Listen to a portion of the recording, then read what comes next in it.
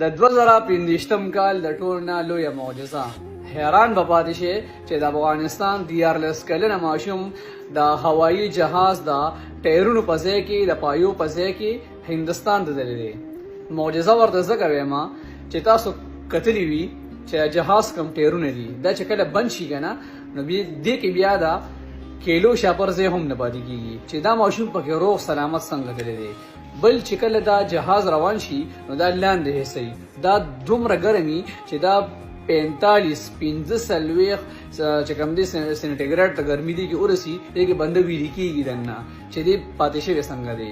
دغلته اکسیجن هم نه وي چې دې پکې بغیر اکسیجن پاتې شوی څنګه دی. حیران دریان خلک ناست دي انډیا والم افغانستان والم چې لکه دا مطلب تلې څنګه دی. ښه دیم پرېږده چې هلته خو ګیر شو دلته په افغانستان کې ایرپورټ ته هوایي ډګر ته ورغلی څنګه دی.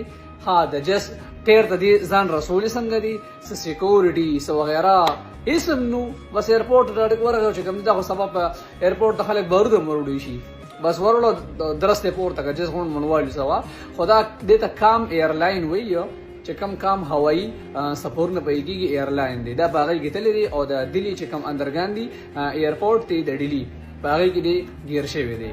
اوس دې ماشوم ته چې کوم دی ګناه نشته ورکوړی ماشوم دی خدا خو د افغانستان چې کوم دا ایرپورټ عمله ده هغه نیول پکار دي چې لکه مطلب دې ماشوم ته هر قسمه حادثه پیښېدی شوه.